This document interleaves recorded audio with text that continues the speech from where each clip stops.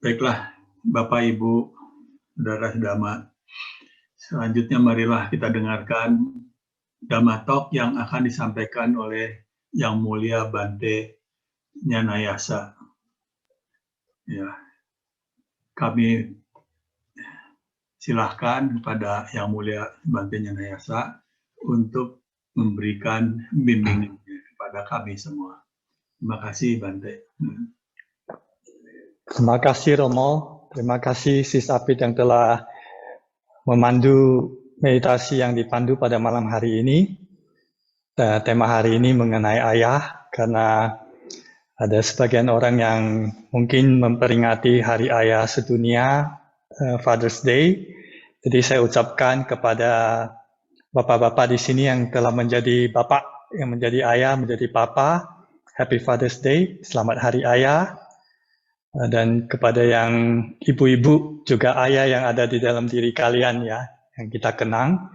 Malam hari ini juga pertama kali saya mengikuti meditasi yang dipandu mengenai ayah yang berusia 5 tahun, mengenai duduk dengan punggung ayah, duduk dengan paru-paru ayah untuk pertama kali setelah ayah saya tiada, setelah sudah meninggal. Jadi selama bertahun-tahun saya selalu mengikuti meditasi yang dipandu yang ini ya ketika ayah saya masih hidup, dan memang agak berbeda ya perasaan yang muncul, informasi mental yang muncul ketika mendengarkan panduan. Jadi saya sangat mengapresiasi Sis Apit yang telah memilih ya meditasi yang dipandu dengan topik ayah untuk mengenang, untuk memperingati, untuk menghargai ya semua ayah yang ada di seluruh dunia. Dan selama beberapa bulan terakhir ini kita membahas sebuah topik mengenai 16 latihan sadar penuh terhadap nafas, ya, kesadaran penuh terhadap nafas. Dan malam hari ini mudah-mudahan kita sudah memasuki pembahasan yang terakhir, karena sudah 5 kali ya pertemuan kita menggunakan kesempatan untuk membahas. Dan bagi teman-teman yang baru pertama kali hadir, baru hadir ataupun tidak hadir bulan-bulan sebelumnya, jangan takut, saya akan coba untuk mereview sebentar supaya Anda punya gambaran. Jadi saya minta izin untuk share screen untuk berbagi mengenai topik yang selama ini kita gunakan sebagai pembahasan mengenai 16 latihan sadar penuh.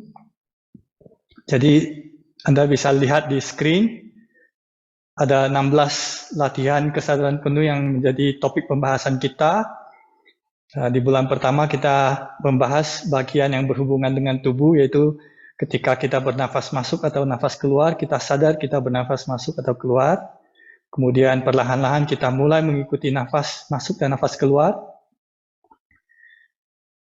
Saya coba besarkan supaya bisa dilihat. Kemudian kita mulai menyadari seluruh tubuh yang sedang bernafas. Kita menyadari ada bagian-bagian tubuh yang mungkin sedang terasa tegang, kaku, kurang rileks. Dan kita seiring dengan nafas masuk dan nafas keluar, kita mulai menenangkan tubuh kita. Itu adalah bagian pertama, 4 latihan yang berhubungan dengan tubuh. Dan bagian kedua adalah yang berhubungan dengan perasaan. Ketika kita tahu kita punya kesempatan untuk bermeditasi, ya, melakukan meditasi, muncul sukacita, muncul kesenangan, muncul kegembiraan, karena pada saat ini kita masih hidup. Di berbagai tempat di dunia, orang mungkin tidak punya kesempatan untuk bernafas dengan leluasa.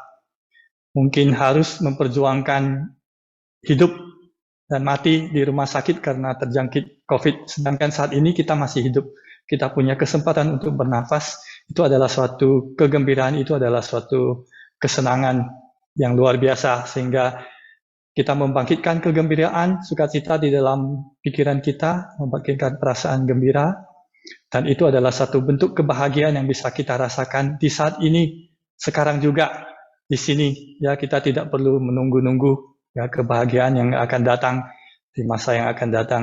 Di sini dan sekarang kita sudah memiliki Jadi kita hening sejenak ya, di atas ada bunyi melodi jam.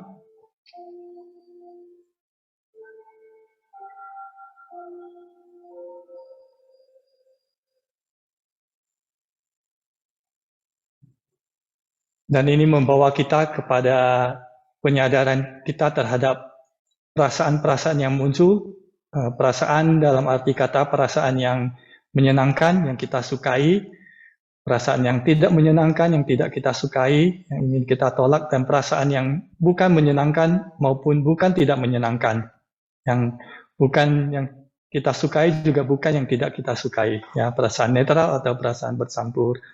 Dan ketika kita menemukan bahwa di dalam batin kita ada perasaan yang kurang nyaman, kurang kita sukai, kita tetap menggunakan nafas masuk, ya, kesadaran terhadap nafas masuk dan nafas keluar. Dan seiring dengan nafas keluar, kita mulai merilekskan dan menenangkan perasaan tersebut. Dan kemudian kita akan masuk ke bagian ketiga, yaitu mengenai pikiran. Kita mulai mengenali aktivitas yang berlangsung di dalam pikiran kita. Apapun bentukan mental yang muncul di dalam pikiran kita. Jadi bulan lalu kita sempat memperkenalkan berbagai jenis bentukan mental yang bisa kita kenali di dalam pikiran kita. Ada yang bajik, ada yang tidak bajik, ya, ada yang netral.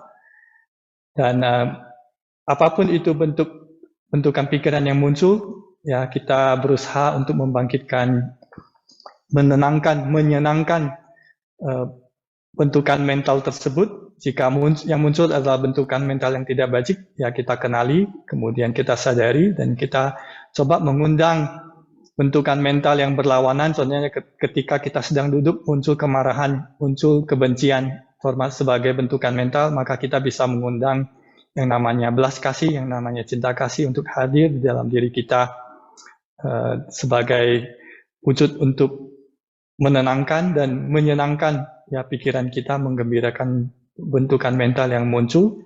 Jadi kita berusaha sebisa mungkin mempertahankan bentukan mental yang sifatnya bajik, dan kita berusaha untuk mengundang bentukan mental yang kurang bajik, ya, untuk perlahan-lahan pudar, ya, menjadi sekunder, ya, tidak menjadi yang utama.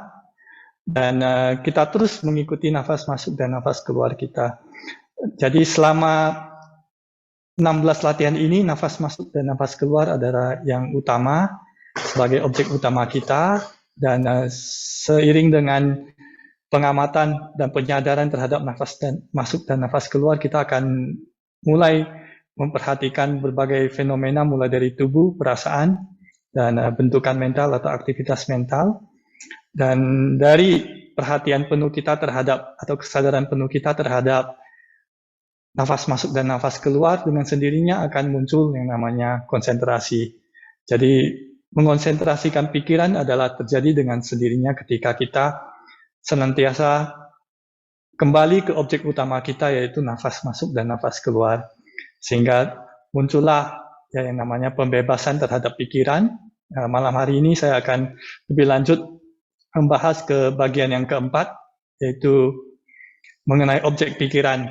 Ya, ketika kita berbicara mengenai pikiran, dengan sendirinya kita akan berbicara objek pikiran. Begitu sebaliknya, ketika kita berbicara objek pikiran, sebenarnya kita sedang membahas mengenai pikiran, karena yang namanya objek pikiran dan pikiran adalah satu kesatuan yang tidak bisa terpisah. Ya, di mana ada objek, butuh ada satu subjek. Jadi subjek hanya muncul ketika objek muncul. Contohnya, dalam hubungan kita dengan ayah kita. Ayah kita hanya menjadi ayah ketika anak pertamanya lahir. Jadi ketika anak lahir, sebenarnya ayah juga lahir. Sebelum anak pertamanya lahir, dia belum disebut ayah, sehingga identitas seseorang sebagai ayah belum bisa lahir sebelum anaknya lahir. Jadi ada objek, butuh ada subjek. Dan duanya harus lahir pada saat yang bersamaan. Begitu pula dengan elemen yang kita kenali di dalam kehidupan. Contohnya di belakang saya di altar ada bunga. Karena ada bunga, karena ada indera mata saya melihat bunga tersebut, terjadi kontak, makanya muncul kesadaran mata. Dan antara bunga mata dan berbagai sebab dan kondisi yang memunculkan kontak itu, misalnya cahaya yang memantulkan ke bunga yang masuk ke dalam mata saya muncul, baru bisa muncul. Jadi antara objek bunga dengan indera mata harus ada kontak dan saling menyender, ya saling mengandalkan supaya muncul namanya kesadaran mata. Jadi objek sama subjek harus muncul pada saat yang bersamaan. Salah satunya nggak ada, maka hilang. Jika ada bunga tanpa indera mata saya, maka tidak akan muncul yang namanya kesadaran mata. Dan begitu selanjutnya. Jadi malam hari ini saya akan mengajak kita untuk melakukan berbagai kontemplasi terhadap ketidakkekalan, kontemplasi terhadap pelepasan, letting go, pangsya, kontemplasi terhadap non-craving, tiada nafsu damba, tiada haus damba, kebebasan dari haus damba, dan kontemplasi terhadap pelenyapan atau lenyapnya, atau nirwana.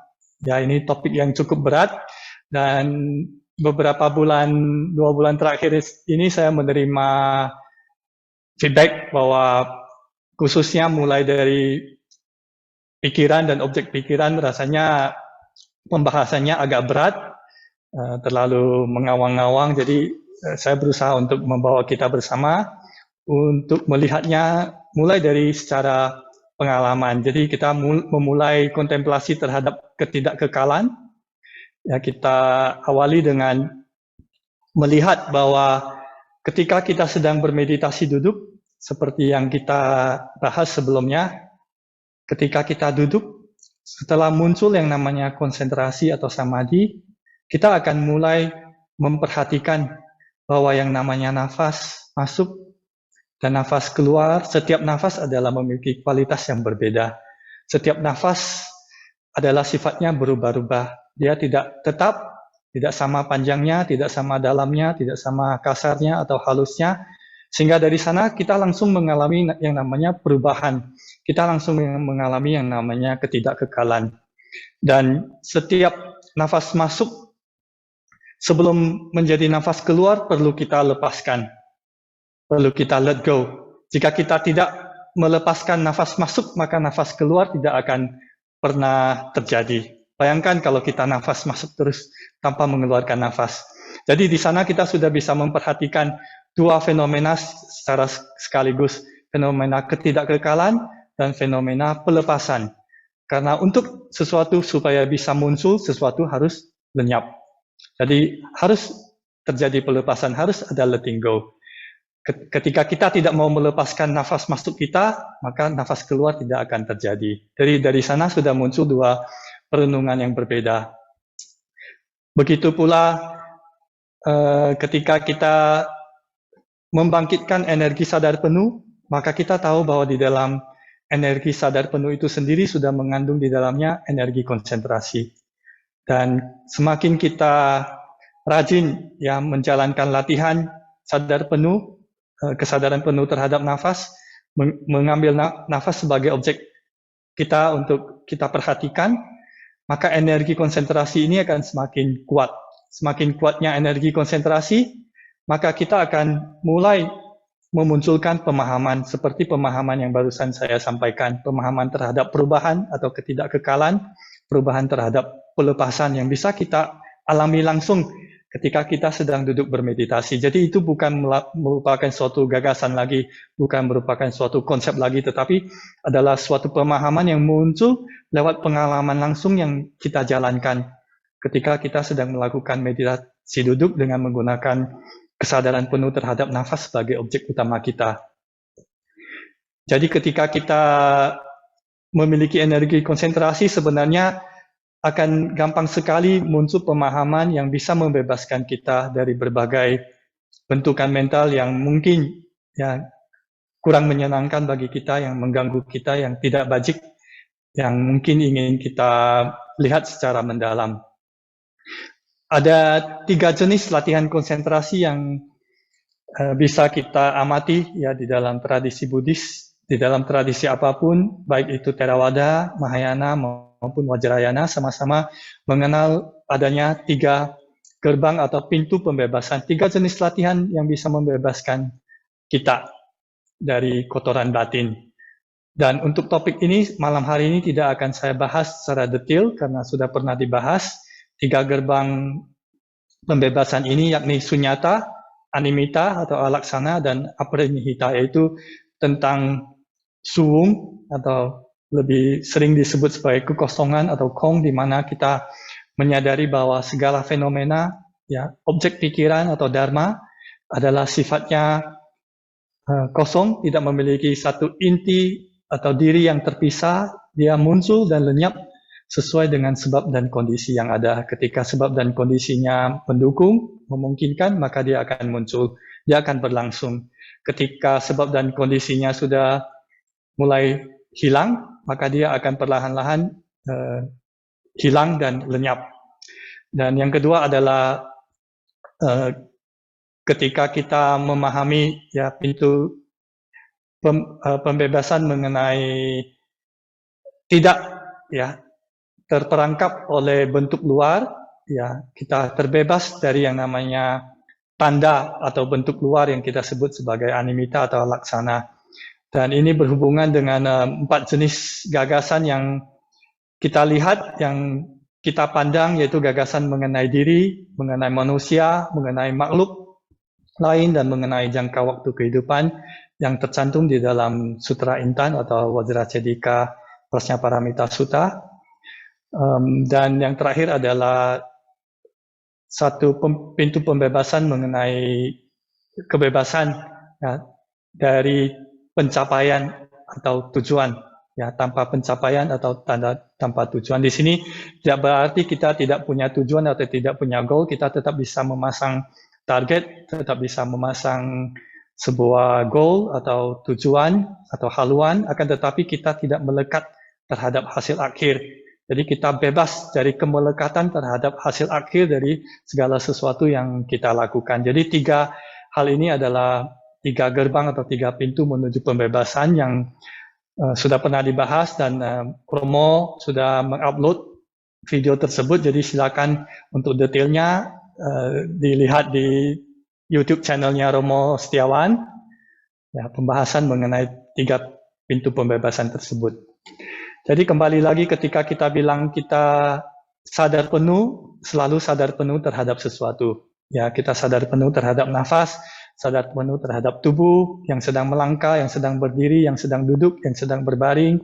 Begitu pula ketika kita bilang kita berpikir juga selalu berpikir tentang sesuatu. Jadi ketika kita marah, contohnya kita adalah marah terhadap seseorang, kita adalah marah terhadap sesuatu. Ketika kita takut, kita juga takut terhadap sesuatu, takut terhadap seseorang atau suatu hal.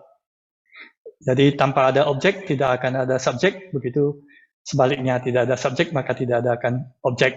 Jadi kita mengamati objek pikiran sama saja dengan mengamati pikiran itu sendiri. Latihan pertama malam hari ini yang perlu kita lihat adalah kontemplasi, konsentrasi mengenai ketidakkekalan, mengenai perubahan. Kontemplasi ketidakkekalan ini dapat membantu kita untuk terbebas dari berbagai kotoran batin. Ya, kita tahu secara intelektual, mungkin bagi yang belajar agama Buddha sejak kecil tahu bahwa segala sesuatu yang berkondisi, yang merupakan gabungan dari berbagai sebab dan kondisi adalah sifatnya berubah-berubah, dan sifatnya adalah tidak kekal.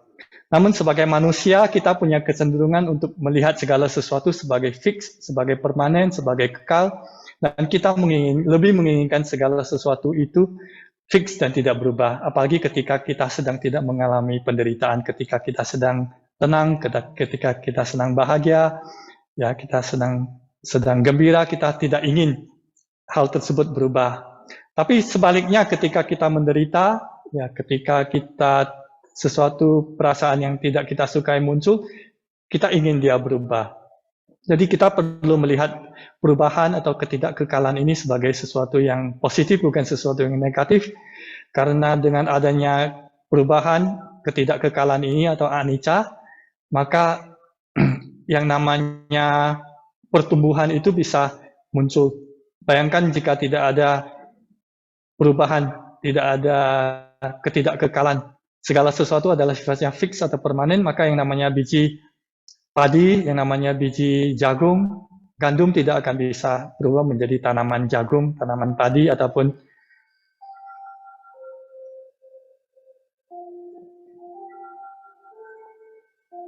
mari hening sejenak.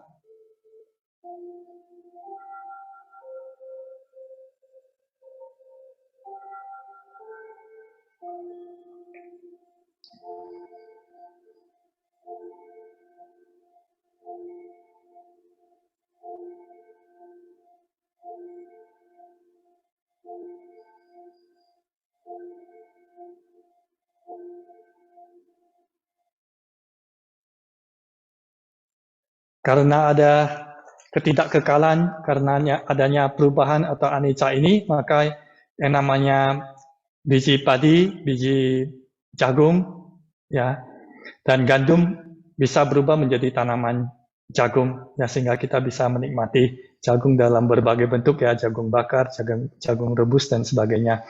Yang namanya bayi atau anak kecil juga bisa tumbuh menjadi orang dewasa. Bayangkan jika tidak ada perubahan, segala sesuatunya bersifat permanen atau kekal, maka kita ketika dilahirkan sebagai bayi, maka kita akan bayi terus, ya, tidak akan bisa tumbuh seperti kita yang sekarang. Dengan adanya ketidakkekalan, maka yang namanya transformasi, yang namanya perubahan atau pemulihan akan bisa berlangsung.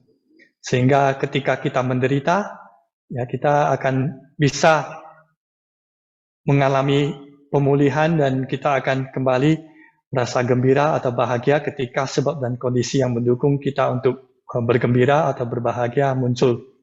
Itu sebabnya kita perlu mengenali atau menatap secara mendalam, berkontemplasi mengenai ketidakkekalan ini sebagai salah satu, ya, sifat dasar dari segala fenomena, sifat dasar dari semua dharma, sifat dasar dari semua objek pikiran, apapun itu objek pikirannya, baik dalam bentuk fisik, ya, seperti yang saya sampaikan sebelumnya, tubuh, ya, apa yang terjadi ketika kita lelah, kita ingin duduk. Tetapi ketika kita duduk lama banget, contohnya ketika melakukan meditasi duduk, setelah setengah jam, ketika kaki kita dilipat, muncul perasaan tidak nyaman, maka kita menginginkan perubahan. Ya, kita ingin meluruskan kaki, kita ingin menggerakkan tubuh, kita ingin berdiri. Tapi ketika kita disuruh berdiri berjam-jam, contohnya ketika antri untuk menerima vaksin, contohnya ketika disuruh berdiri ngantri, kita ingin duduk. Jadi sebenarnya yang menimbulkan penderitaan adalah pikiran kita yang menolak, yang tidak ingin menerima kenyataan bahwa perlu ada perubahan. Perubahan perlu terjadi. Ketidakkekalan itu butuh terjadi supaya segala sesuatu bisa berfungsi sebagaimana adanya. Secara intelektual kita semua tahu bahwa segala sesuatu sifatnya bisa berubah. Begitu pula dengan orang yang kita kenal, orang yang kita kasihi, atau barang yang kita cintai.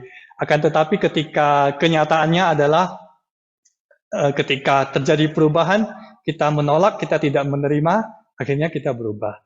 Bayangkan ketika Anda pertama kali jatuh cinta dengan pasangan Anda, ya, waktu itu apa yang terjadi? Semuanya, apa yang dikatakan, apa yang dilakukan, seolah-olah semuanya manis, semuanya enak dilihat, semuanya enak didengar. Tapi setelah mungkin belasan tahun, ya, Anda menjadi pasangan atau berdua, Anda menyadari kemana pergi kekasihku yang dulu ketika awal aku jatuh cinta.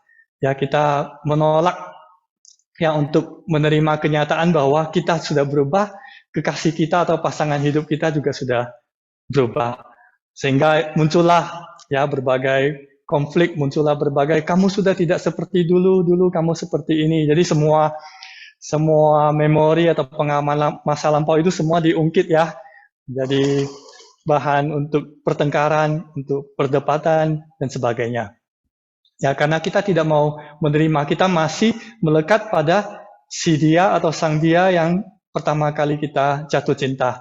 Sedangkan kita bandingkan sekarang, bentuk tubuhnya juga sudah berubah, karakternya juga berubah, dulunya kelihatan kalem, dulunya kelihatan manis, kok sekarang sering tambah bawel, sekarang kok jadi sering ngomel-ngomel dan sebagainya.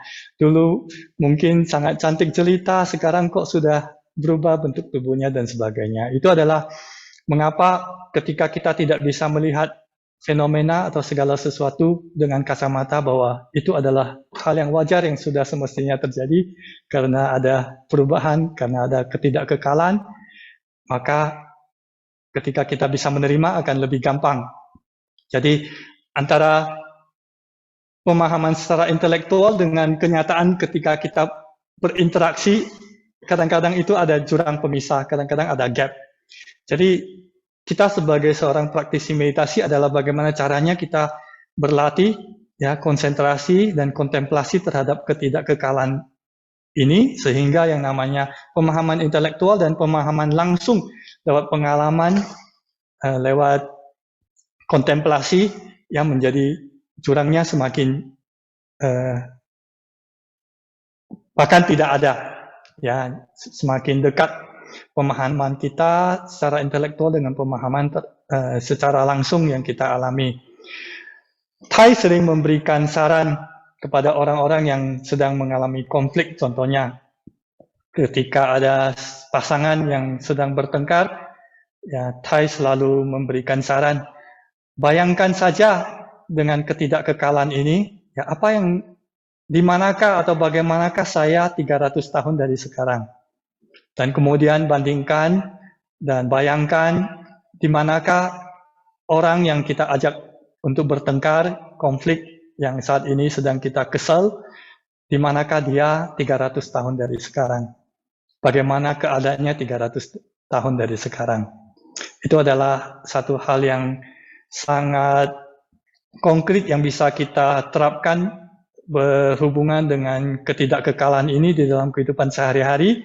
Hanya dengan kontemplasi selama beberapa menit, kita sudah bisa meredakan bentukan mental dalam bentuk kekesalan, dalam bentuk kemarahan kita terhadap seseorang yang mungkin kita merasa dia telah melukai kita lewat ucapannya, atau lewat tindakannya, atau lewat pikirannya.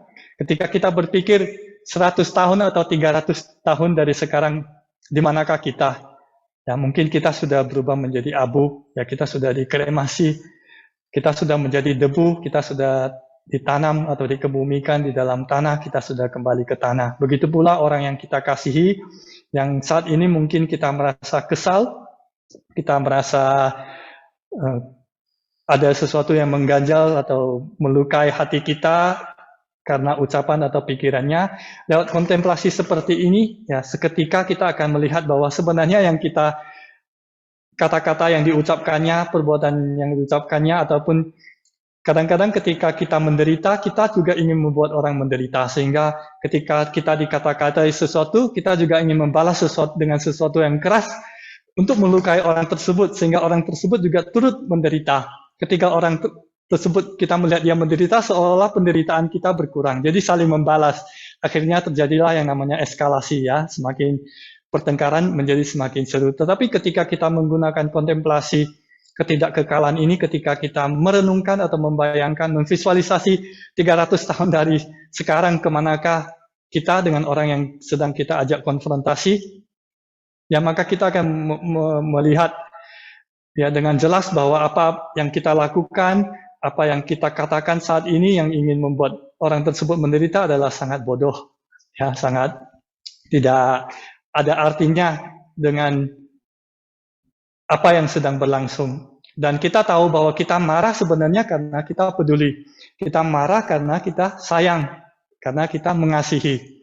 Hanya saja kita tidak tahu caranya untuk mengungkapkan ya dengan ucapan yang penuh cinta kasih dan belas kasih. Kita tidak tahu bertindak atau bertingkah yang bisa membawa ke kerukunan dan keharmonisan, sehingga kita terbawa dengan kebiasaan kita terbawa dengan yang kita sebut sebagai emosi kita, ya bentukan mental kita, sehingga kita membalas.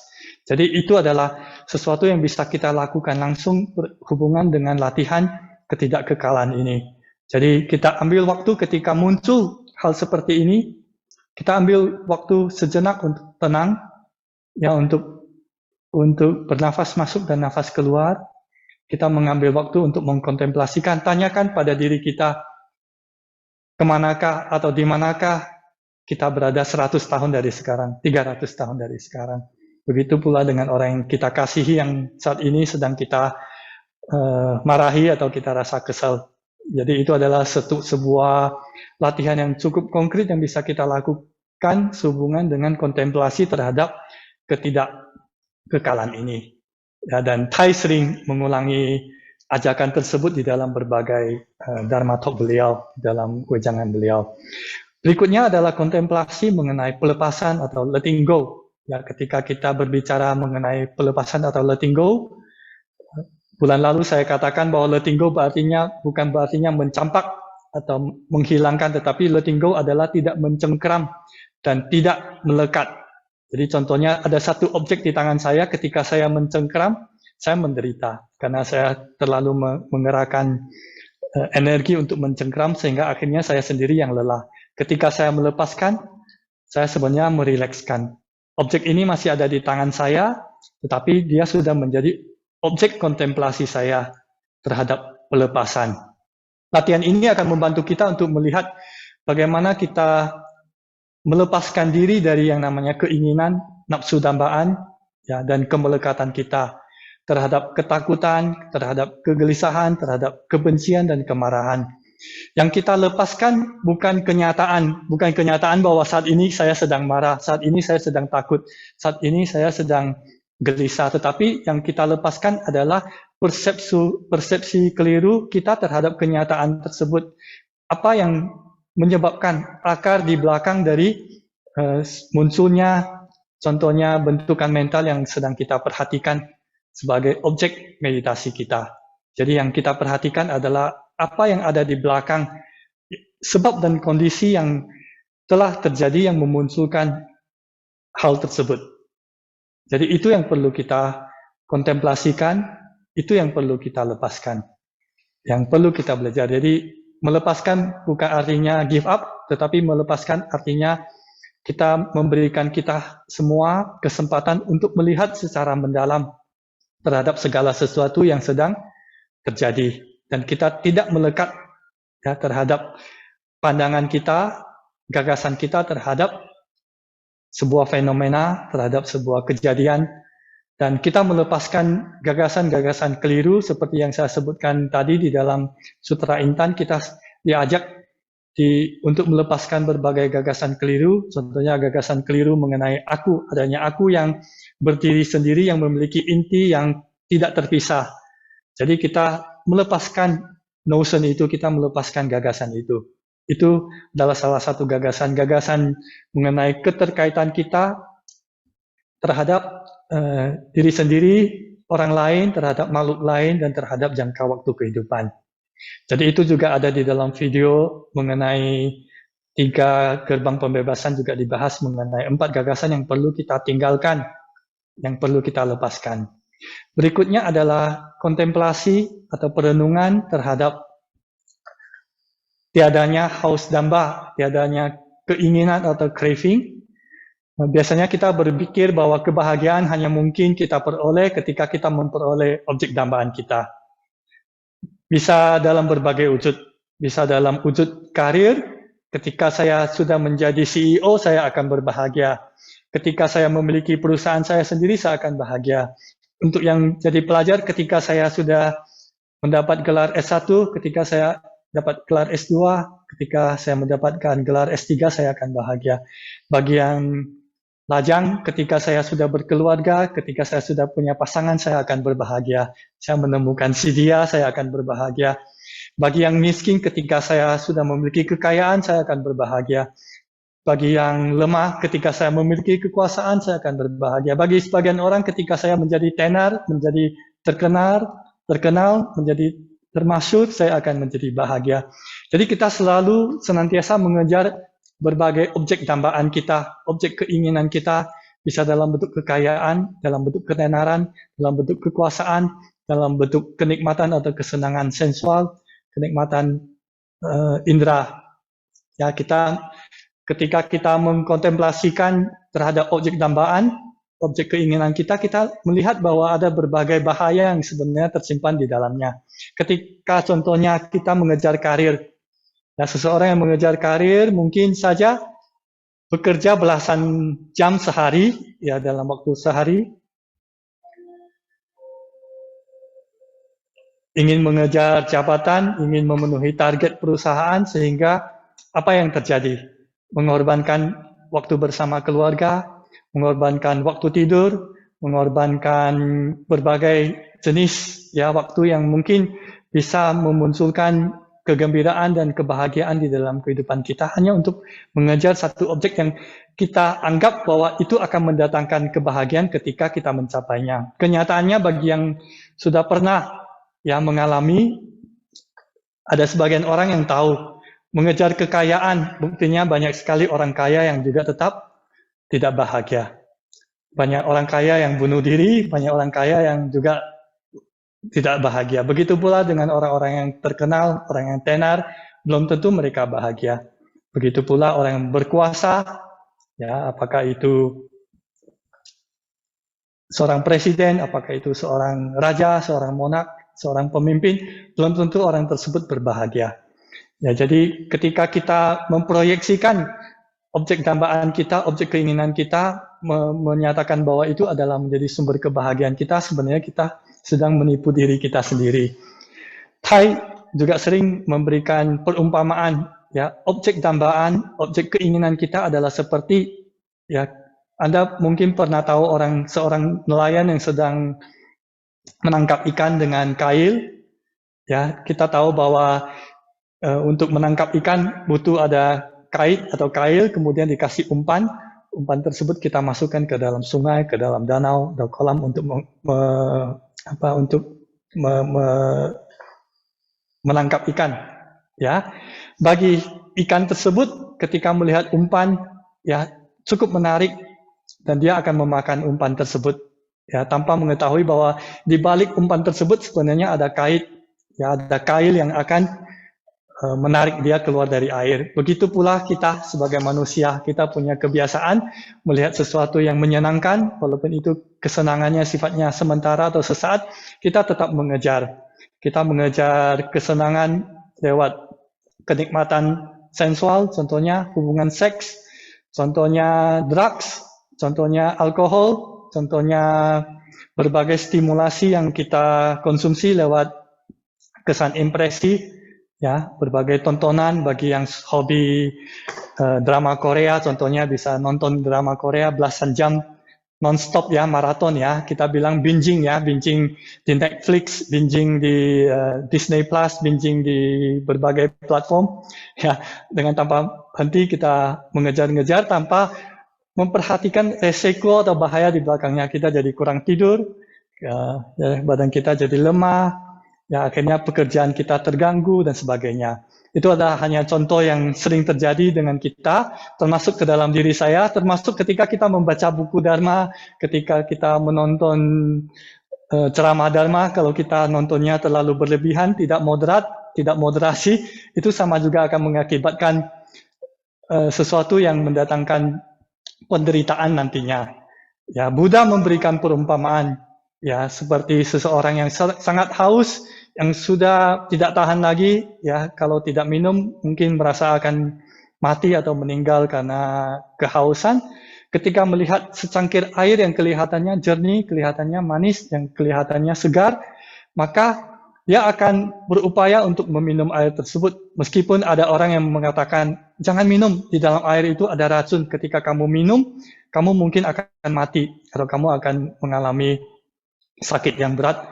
Tetapi karena begitu hausnya orang tersebut melihat air tersebut, maka air tersebut tetap akan diminum, walaupun konsekuensinya adalah dia akan mati ketika meminum karena dia sudah tidak tahan lagi. Ya, orang yang terdampar di gurun pasir contohnya kencing sendiri aja diminum, ya.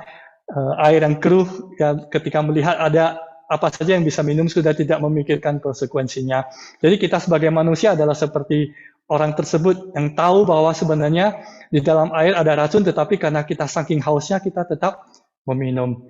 Itu adalah bahaya dari haus damba. Oleh sebab itu kita perlu senantiasa mengkontemplasikan, ya terhadap objek dambaan kita, sehingga kita bisa terbebas dari kehausan ya terhadap objek dambaan kita, baik itu dalam bentuk kekayaan, dalam bentuk ketenaran, kekuasaan, kenikmatan sensual dan sebagainya. Ini adalah sebuah ajakan bagi kita semua untuk melihat secara mendalam mengenai objek yang selalu kita kejar-kejar dalam kehidupan sehari-hari. Dan yang paling terakhir adalah kontemplasi terhadap pelenyapan atau lenyapnya, yang tidak lain adalah berbicara mengenai nirwana.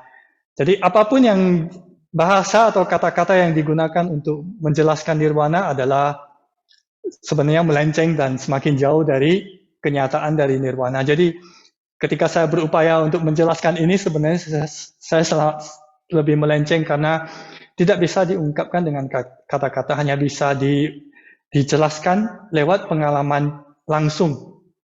Ya, tapi kita mencoba untuk menggunakan bahasa dan kata-kata untuk menjelaskan gagasan mengenai lenyap, gagasan mengenai nirwana ini, di mana kontemplasi terhadap lenyapnya atau kontemplasi terhadap pelenyapan, hilangnya penderitaan, hilangnya kekotoran batin yang menyebabkan penderitaan yang kita sebut sebagai nirwana. Jadi Buddha sangat terampil. Buddha menggunakan istilah yang pada zaman itu adalah sesuatu yang bisa diobservasi secara langsung oleh mata orang. Jadi nibbana atau nirwana sebenarnya artinya padam, padamnya api. Jadi ketika zaman dulu masih ada orang yang memuja api, mereka mempertahankan untuk apinya tetap berlanjut, tetap terbakar, ya sehingga tidak padam. Begitu pula mereka menggunakan kayu untuk memasak nasi contohnya. Ya, ketika menggunakan arang kayu, arangnya apinya hilang, padam, itu disebut sebagai nibbana. Sehingga Buddha meminjam istilah nibbana itu untuk menjelaskan padamnya api di dalam batin kita. Api itu adalah kebencian, api itu adalah haus damba atau keserakahan, api itu adalah ketidaktahuan, api itu adalah ketakutan, api itu adalah semua kotoran batin yang menyebabkan penderitaan kita. Sehingga ketika kita mencapai suatu kondisi di mana api-api tersebut tidak membakar di dalam batin kita, sebenarnya kita sudah bersentuhan dengan yang namanya nibbana atau nirwana. Jadi untuk menjelaskan nirwana, yang paling cocok adalah membayangkan padamnya api ya di dalam kotoran batin, di dalam batin kita. Jadi sebenarnya nibbana banyak orang berpikir ya karena pengaruh kepercayaan juga itu adalah sebuah tempat tujuan yang kita tuju setelah meninggal dunia. Sama seperti tanah suci Buddha Amitabha bukan suatu tempat ya, akan tetapi mengenai suatu realitas yang kita realisasi ya ketika kita terbebas dari kotoran batin. Jadi saya hanya bisa menjelaskan lewat pemahaman intelektual saya karena saya sendiri juga belum. Tetapi ada saat-saatnya kita bersentuhan dengan momen-momen di mana di dalam batin kita padam yang namanya api kemarahan, padam yang namanya api keserakahan atau api haus damba, padam yang namanya api ketidaktahuan, dan ketiga api tersebut padam untuk sesaat kita bersentuhan dengan yang kita sebut dengan nibbana.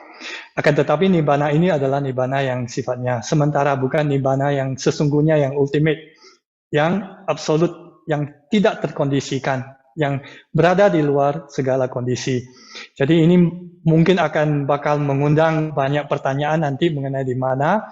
Saya minta maaf dulu, saya mungkin tidak bisa menjawab. Ya, hanya bisa kita alami sendiri, ya. Jadi hanya orang yang meminum air yang tahu seperti apa rasanya air tersebut. Jadi mari kita bersama-sama ya berupaya untuk supaya suatu saat kelak atau saat ini pun juga kita bisa merealisasi yang namanya padamnya ketiga api atau api-api kekotoran batin yang ada di dalam diri kita, sehingga kita bisa bersentuhan dengan yang namanya pelenyapan atau nibbana. Dan Buddha mengatakan langkah awal untuk memulai itu adalah dengan memiliki pandangan benar.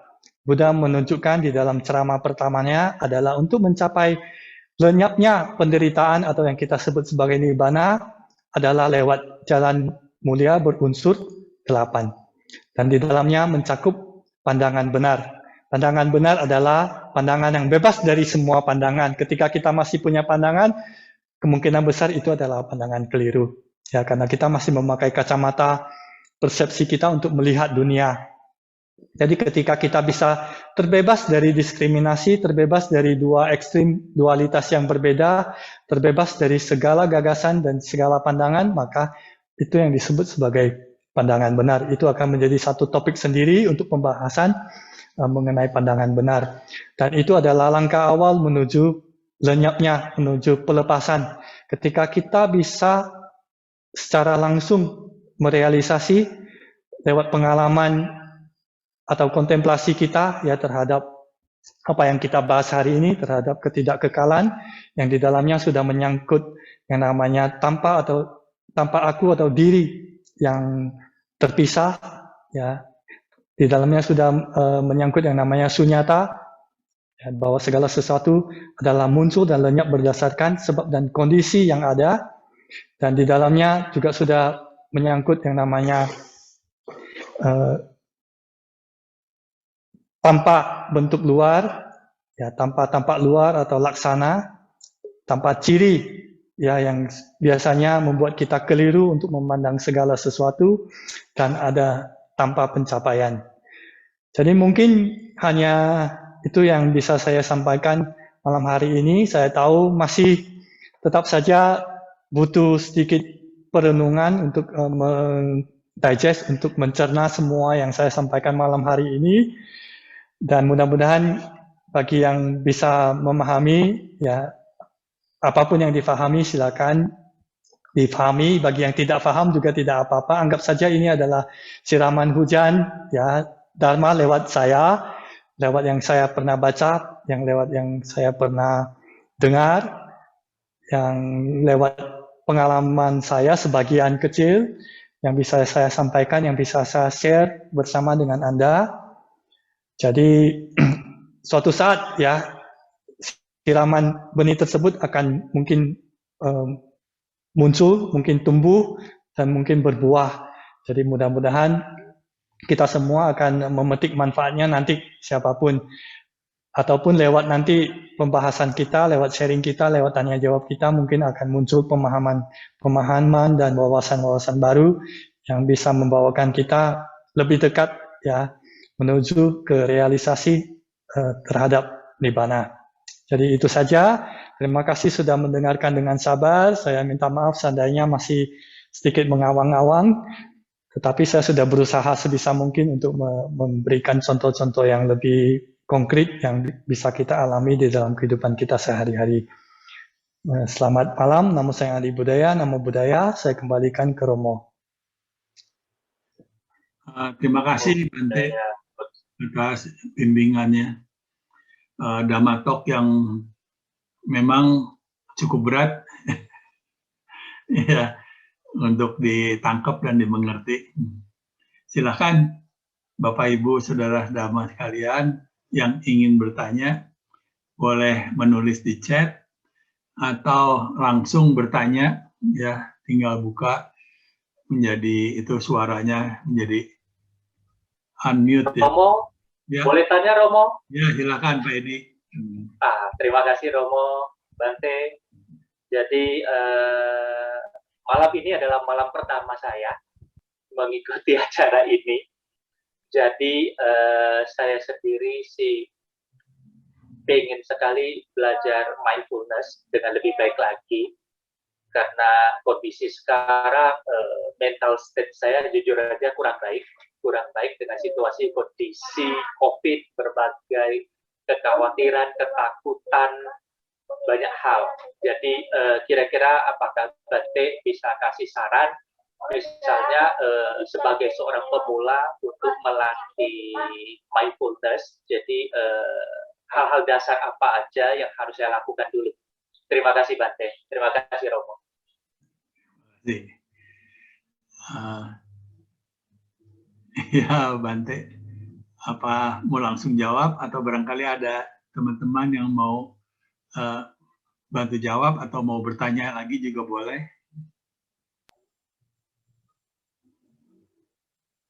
Atau Romo yang mau menjawab juga boleh.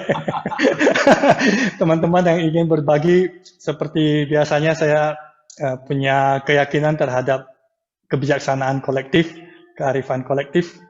Iya.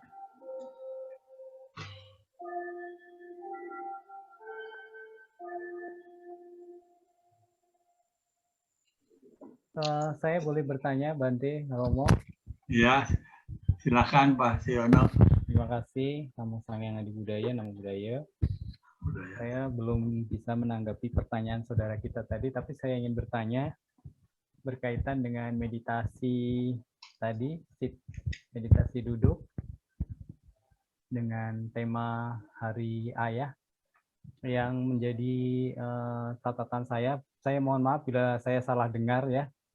Tadi saudari kita memberikan kata kunci tentang 5 tahun. Ayah saya ketika usia 5 tahun, ayah saya menderita. Saya melihat napas masuk, saya tersenyum.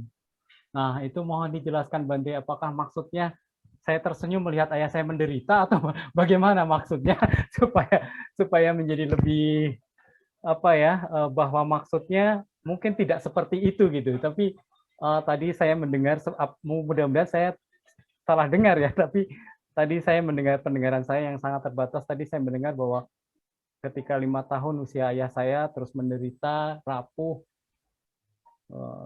saya bernafas, saya napas masuk, saya melihat saya tersenyum. Jadi supaya saya tidak salah tangkap, mohon dijelaskan itu aja. Terima kasih.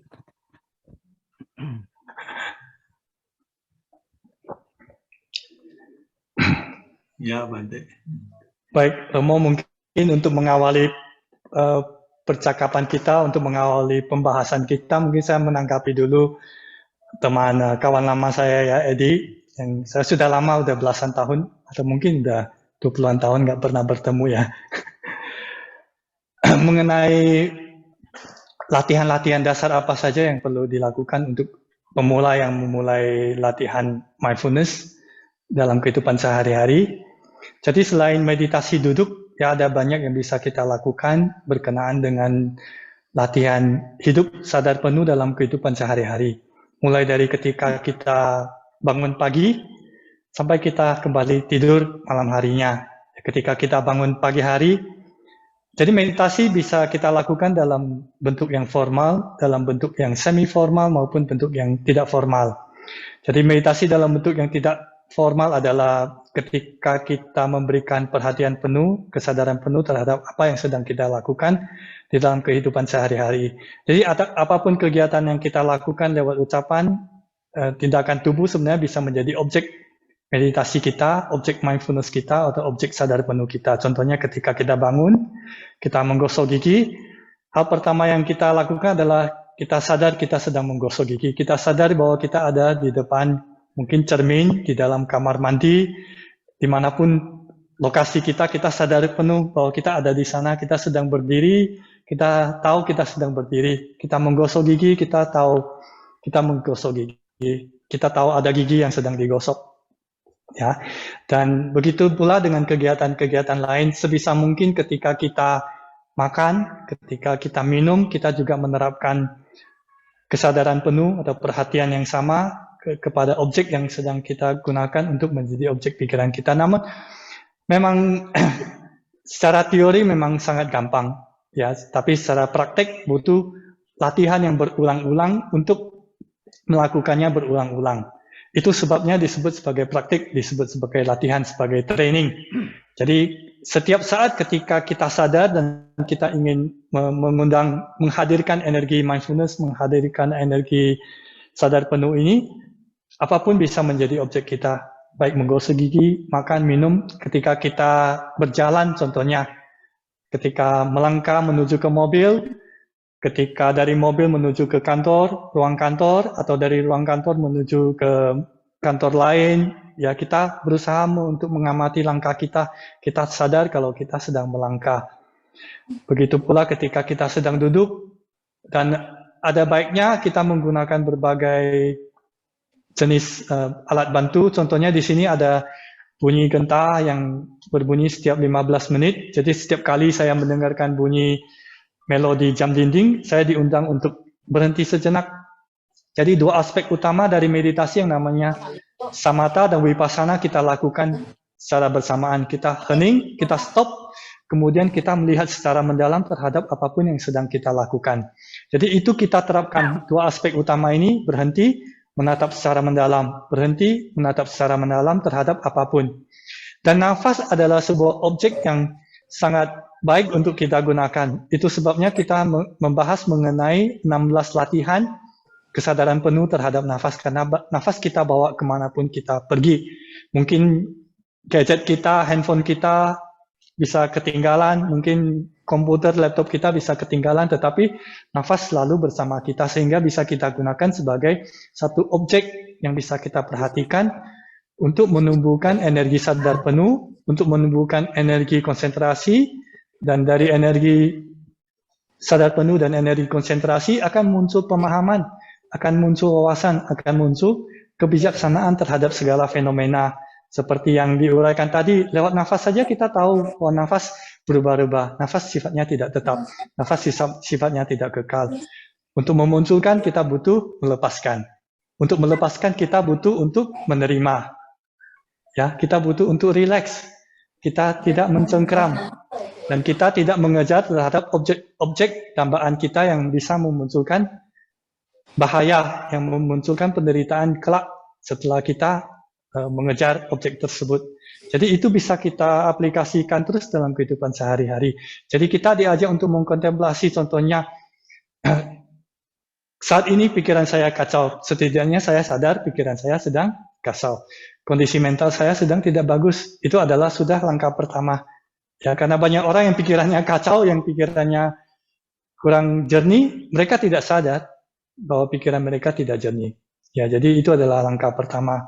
Jadi lakukan, terapkan di dalam kehidupan sehari-hari, apapun yang kita lakukan, jadikan itu sebagai satu kesempatan untuk melakukan latihan mindfulness, latihan untuk membangkitkan energi sadar penuh, untuk membangkitkan konsentrasi, sehingga muncul pemahaman atau kebijaksanaan terhadap segala sesuatu yang menjadi objek pikiran kita.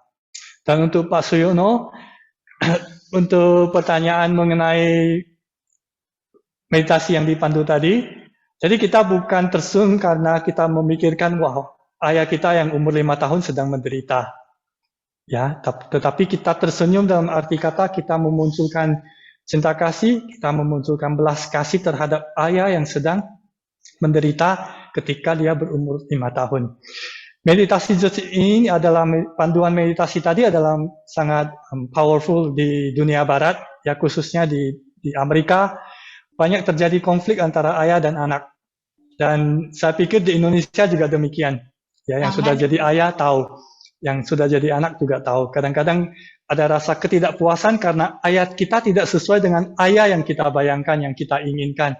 Jadi ayah menjadi sebuah objek yang kita kejar, objek dambaan. Jadi ketika kita mengkontemplasi mengenai objek dambaan, kita mendapatkan seorang ayah yang penuh kasih, yang perhatian, yang memaklumi kita, yang bisa mengerti, memahami kita, tetapi nyatanya ayah kita tidak seperti itu.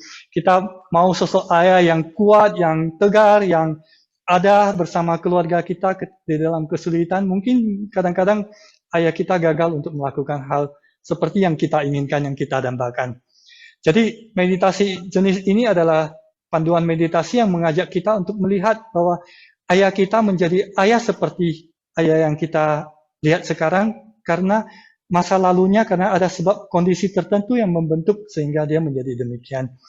Dan melihat ke seorang anak kecil yang berumur 5 tahun adalah sebuah upaya kausalia yang sangat skillful, yang terampil, karena kadang-kadang kita melihat anak yang umur 5 tahun, ya sulit untuk memarahi anak tersebut, karena kita tahu kadang-kadang anak tersebut melakukan sesuatu karena ketidaktahuan, ya karena dia belum tahu. Jadi ketika kita membayangkan ayah yang berumur 5 tahun, kita muncul yang namanya empati, bahwa sebenarnya dia juga rapuh, dia juga memiliki penderitaannya sendiri ketika dia berumur 5 tahun. Begitu pula dengan ayah kita yang berumur 15 tahun, 25 tahun, 35 tahun, ayah kita yang berumur 85 tahun, yang memiliki kesulitannya masing-masing. Jadi ketika kita diajak untuk bermeditasi dengan panduan seperti ini, sebenarnya ya ketika mengikuti meditasi yang dipandu, kita hanya membiarkan kata-kata dari panduan meditasi tersebut untuk masuk ke dalam kesadaran pikiran kita. Kita tidak perlu terlalu memikirkan. Jadi apapun yang muncul di dalam kesadaran pikiran kita, biarkan dia muncul. Apakah itu bentukan mental marah, apakah itu kesal, apakah itu takut, apakah itu empati, apakah itu cinta kasih, apakah itu belas kasih. Ya, kita hanya menyadari dia muncul, menyadari dia berlangsung, menyadari dia lenyap. Jadi ketika kita diajak untuk mengkontemplasikan ayah yang berusia 5 tahun yang rapuh, yang menderita, sebenarnya kita diajak untuk menimbulkan cinta kasih dan welas asih sehingga kita tersenyum. Ya, senyuman ini adalah seperti senyuman Kuan Im, senyuman Avalokitesvara, senyuman Buddha yang penuh kasih terhadap makhluk yang sedang menderita. Kita menginginkan makhluk lain untuk juga berbahagia, kita menginginkan makhluk lain juga berkurang penderitaannya. Dan dalam hal ini adalah seorang ayah. Ayah yang masih hidup atau mungkin seperti ayah saya yang sudah mendiang, yang sudah almarhum, yang masih ada dalam diri kita. Tadi ketika sampai pada kalimat saya bernafas dengan paru-paru ayah saya duduk dengan punggung ayah saya, ya, ada realisasi di dalam tubuh saya sudah ada kode DNA yang sama persis dengan kode ayah saya yang diturunkan oleh ayah saya, yang menjadi bagian diri saya. Jadi bagian itu yang saya gunakan saat ini untuk bernafas. Bagian itu, organ itu yang saya gunakan untuk duduk dengan tegak. Ya, jadi itu bukan sebuah teori, itu bukan sebuah itu, tapi itu adalah sebuah pengalaman langsung, sebuah realisasi bahwa kita dan ayah kita adalah saling terkait. Kita adalah kelanjutan dari ayah kita. Kita adalah ya tidak terlepas dari ayah kita. Apakah ayah kita itu masih ada hidup ya secara fisik maupun sudah meninggal dunia. Jadi bagi saya meditasi seperti ini adalah hanya sebuah ajakan, dan ketika kita mengikuti kita hanya membiarkan ya seperti siraman hujan, apapun yang bisa diterima, benih-benih apa yang tersiram, dan memang dirancang jenis meditasi seperti itu untuk memunculkan benih-benih kesadaran yang sifatnya bajik. Ya, benih-benih seperti cinta kasih, welas asih, pemahaman, pengertian, kebijaksanaan, konsentrasi, dan sebagainya. Jadi hanya itu saja, mudah-mudahan bisa membantu menjawab pertanyaan Pak Suyono juga. Saya kembalikan ke Romo, kelihatannya di chat sudah ramai.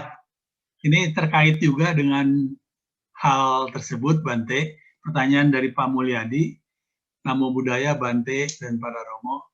Pada saat meditasi duduk dengan panduan, sebenarnya apa kita harus dan perlu respon terhadap panduannya tersebut? Selama ini saya tidak terlalu memperhatikan panduan tersebut karena kalimat atau kata-katanya membuat saya tambah bingung atau jadi berusaha memahami artinya sewaktu meditasi. Berarti sudah terjawab ya? Ya.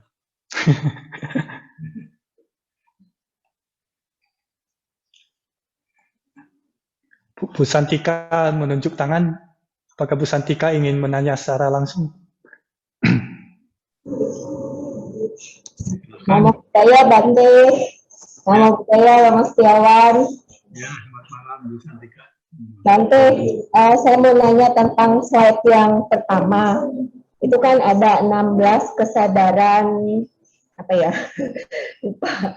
16 kesadaran penuh terhadap nafas. Nah, saya baca di satu buku Thai lagi yang memahami pikiran, itu ada 8 kesadaran. 5 yang pertama itu adalah kesadaran panca indera.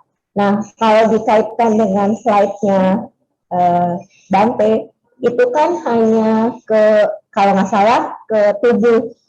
Kemudian kesadaran ke-6 itu tentang mano visnana, yaitu kesadaran ketika pikiran berkontak dengan objek pikiran. Nah, itu ada di yang paling kanan. Nah, yang pertanyaannya, yang 2 di tengah itu di mana? Gak ada. Terus kemudian Bante, jenis-jenis meditasi dipandu yang seperti tadi, itu sebetulnya to be honest, saya kurang suka karena belum ngerti-ngerti gitu. Jadi sebenarnya kita sibuk dengan kita membayangkan, atau sebenarnya itu adalah benih yang coba dimunculkan dari alam bawah sadar kita. Contohnya kalau yang tadi adalah kalau misalnya saya bentrok dengan ayah saya, jadi saya tahu ayah saya juga dulu pernah kecil, dan mungkin dia juga menderita dulunya, sehingga pada saat dia menjadi ayah, dia tidak terampil untuk mengajari saya, sehingga saya pun terluka. Jadi lukanya ayah saya dan lukanya saya adalah mirip. Apakah seperti itu atau gimana? Terima kasih, Bante.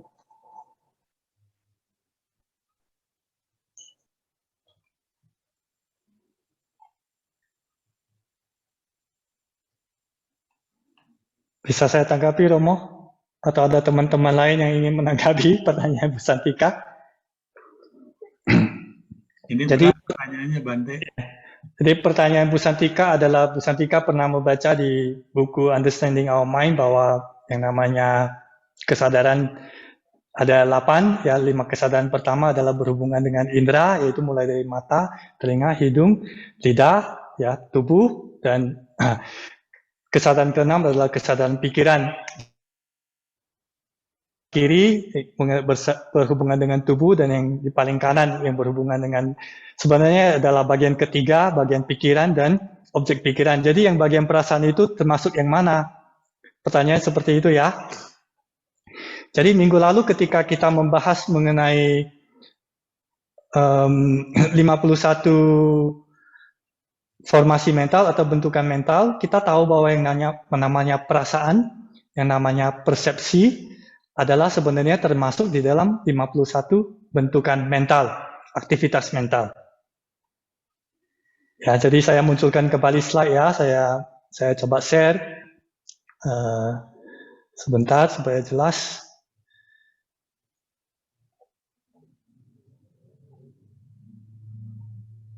Ya, jadi minggu lalu kita sempat membahas mengenai bentukan mental,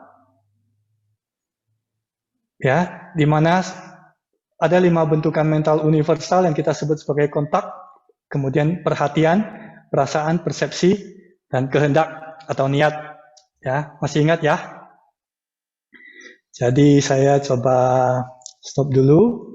Jadi yang Bu Santika tanyakan tadi sebenarnya perasaan adalah bagian dari aktivitas mental. Namun di dalam 16 latihan kesadaran penuh terhadap nafas, dia dijadikan satu kategori sendiri. Karena ketika kita berbicara mengenai mind, pikiran atau batin dengan objek pikiran atau objek batin, seperti yang saya jelaskan mengenai bunga, dia butuh ya secara bersamaan muncul yang namanya objek dan subjek.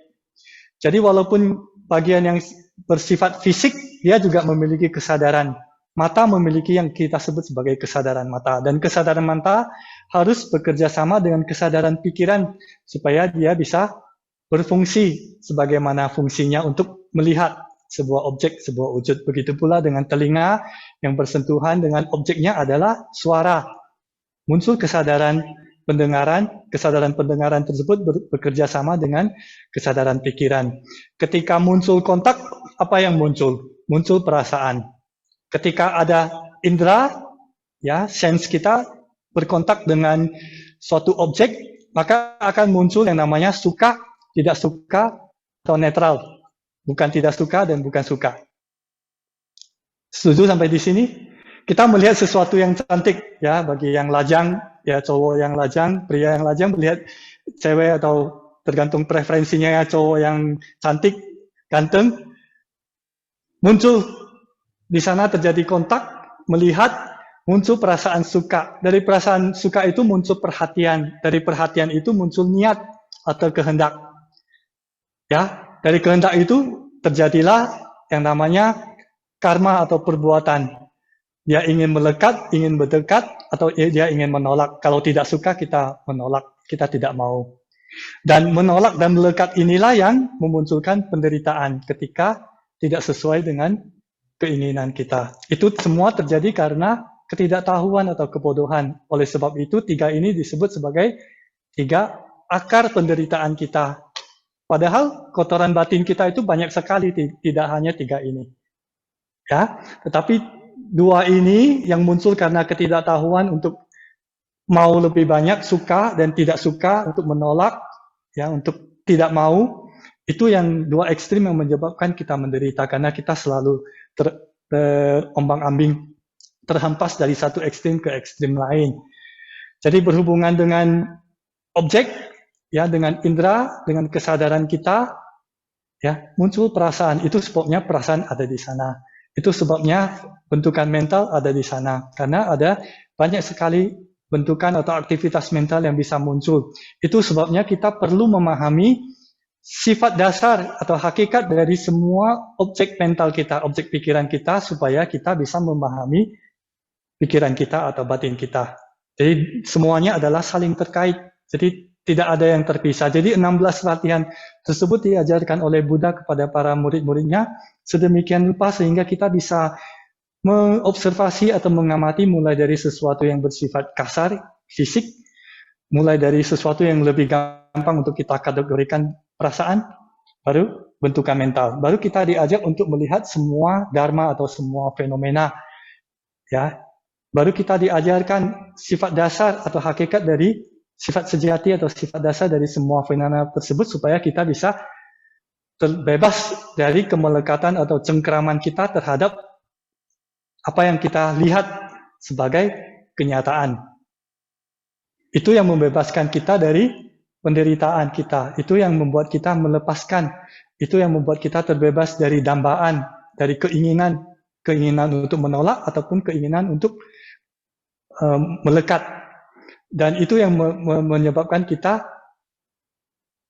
melenyapkan atau lenyapnya semua kekotoran batin karena kita bisa melihat semuanya itu lewat mengamati objek pikiran kita. Sebenarnya kita mengamati pikiran kita sehingga kita bisa terbebas dari cengkeraman kotoran batin tersebut. Dia tetap ada, dia tidak hilang, tetapi dia sudah tidak mempengaruhi kita. Apakah bisa kira-kira dipahami Cisandika? Jadi 2 ya. Saya angkatkan dulu tadi, susah banget. Ya, baik, Bante, kita lanjutkan ya. Jadi untuk Pak Edi, memang berat ya kalau belajar sendiri tanpa bareng-bareng dengan komunitas. Tapi nggak apa-apa, mungkin dengan berlatih sendiri, belajar, bisa ada juga dapat sesuatu. Untuk itu bisa lihat juga di YouTube ya. Itu yang nom sebelumnya juga ada, yang dari Bante Yasa beberapa bulan kita ada di YouTube. Kemudian juga ada juga dari Thai, dari Master Scientist Nathan. Saya juga munculkan ada 2 YouTube ajaran langsung dari Thai. Jadi bisa masuk ke YouTube saya, itu ada itunya di chat, bisa dilihat YouTube-nya, nanti bisa ditelusuri yang lainnya. Ya. Kemudian Bante, ada pertanyaan dari Bu Sherlyn. Sebetulnya saya juga ingin nanya ini, masalah ini nih. Malam Bante, Namo Buddhaya. Terima kasih atas penjelasannya, cukup dimengerti. Saya ingin bertanya berkaitan dengan kontemplasi objek dambaan, bagaimana cara praktek tidak melekat terhadap wujud seperti karir, gelar, kekuasaan, dan lainnya. Nah, kalau saya ingin tambahkan pertanyaan, sebetulnya kalau kita punya objek dambaan, atau kita sebutnya sekarang bukan objek dambaan, tapi cita-cita, apakah itu salah gitu, Bante? Seperti kita target tujuan gitu. Ya, terima kasih, Bante.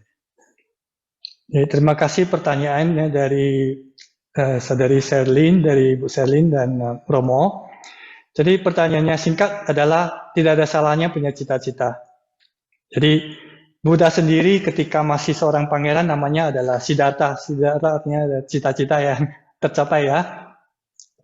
Jadi Buddha memiliki cita-cita. Cita-cita beliau sangat luhur, sangat agung, ingin membebaskan semua makhluk dari penderitaan. Itu adalah jenis cita-cita, kehendak, keinginan yang sangat bajik ya, dan perlu kita lakukan. Yang perlu kita hindari di sini adalah bentuk yang kita kejar sebagai keinginan atau nafsu dambaan, ya, haus damba yang sifatnya mendatangkan penderitaan. Ketika kita melekat, maka kita akan menderita. Tetapi ketika contohnya kita ingin menjadi CEO sebuah perusahaan, tidak ada salahnya kita memasang target, memasang goal, suatu hari saya akan menjadi CEO dari perusahaan ini. Atau target suatu hari perusahaan saya akan jadi IPO, akan menjadi perusahaan open, ya, yang terbuka, yang listing, open listing. Tidak ada salahnya. Jadi yang membuat kita menderita apa? Kemelekatan kita ketika dia tidak tercapai, ketika itu tidak terjadi. Jadi di sini adalah ajakannya adalah kita tetap berusaha, kita punya cita-cita, kita tetap berjalan menuju cita-cita tersebut. Cita-cita saya adalah supaya suatu hari bisa mencapai nibbana, bisa terbebaskan, ya, mencapai keterjagaan sempurna. Semua orang punya cita-cita. Jadi cita-cita, keinginan itu butuh. Orang yang tidak punya keinginan dia tidak akan pernah bisa mencapainya. Ya, jadi yang membedakan adalah melihat bahaya di belakang itu. Apakah dia adalah sifatnya yang bajik yang bisa mendatangkan kebahagiaan, ataukah apakah dia yang sifatnya malah memunculkan penderitaan. Jadi kita harus berhati-hati. Berhati-hati, contohnya zaman sekarang orang ingin belajar mindfulness, orang ingin belajar meditasi karena punya cita-cita supaya bisa hidup tenang, damai, bahagia, ya, dan sebagainya. Tetapi kadang-kadang ketika kita mengejar kebahagiaan, kita semakin menderita. Itu yang sering terjadi. Semakin kita kejar, semakin kita menderita karena tidak sesuai dengan harapan atau keinginan kita mengenai kebahagiaan yang kita harapkan atau kebahagiaan yang kita inginkan. Jadi ketika berlatih pun, ketika kita punya cita-cita atau kehendak atau punya target, kita harus bisa melihat dia sebagai suatu fenomena, sebagai sebuah objek, sebagaimana adanya, dan kita bisa menerima apapun hasilnya selama kita tetap berusaha seoptimal kita, tetap berusaha sekeras kita tanpa melekat terhadap objek. Dan pertanyaannya bagaimana caranya untuk tidak melekat? Ya butuh latihan. Butuh latihan untuk senantiasa belajar melepaskan. Jadi sebuah istilahnya paradoks, belajar untuk menerima, untuk belajar untuk melepaskan. Belajar untuk punya cita-cita tetapi juga pada saat yang bersamaan belajar untuk letting go atau melepaskan.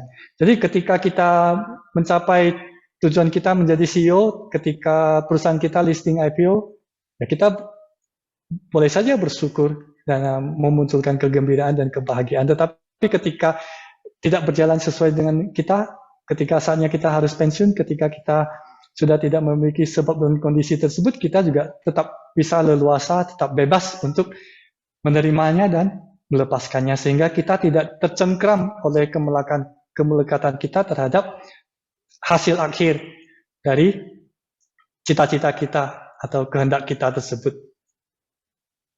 Ya, jadi jawaban singkatnya adalah boleh punya cita-cita, berupaya sebisa mungkin, seterampil mungkin untuk mencapai cita-cita tersebut. Ya, apakah itu cita-citanya ingin menjadi arahat, menjadi Buddha, ingin menjadi CEO, ya, tetapi sadar bahwa saat adanya kata keinginan untuk menjadi itu akan mendatangkan penderitaan ketika kita tidak bisa melepaskan keinginan tersebut itu sendiri. Ya, jadi sebuah paradoks ya, antara tarik ulur, tetapi harus kita mengerti ketika kita memiliki pemahaman, memiliki kearifan dalam bentuk realisasi, maka kita tidak akan lagi terpengaruh, terusik oleh semua ini, terusik oleh namanya bertambah, berkurang, terusik oleh lahir, lenyap, ya muncul, lenyap, lahir, mati, tidak terusik oleh yang namanya ada, tidak terusik lagi oleh yang namanya 8 pasang yang selalu yang menarik-narik kita di dalam penderitaan kita.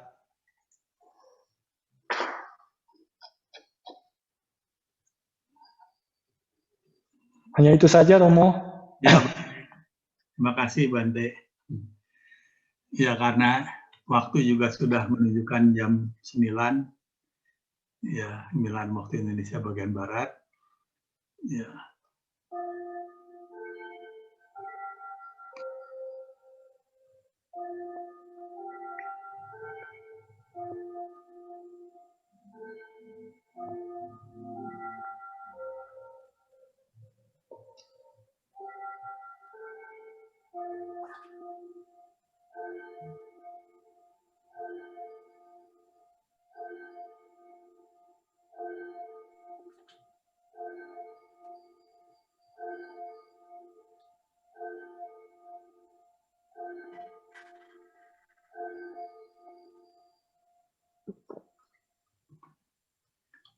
iya. Jadi kita akan akhiri, tapi sebelum kita tutup dengan pelimpahan jasa, ya. Jadi ada permohonan supaya yang bisa buka videonya kita foto dulu katanya. Bersama.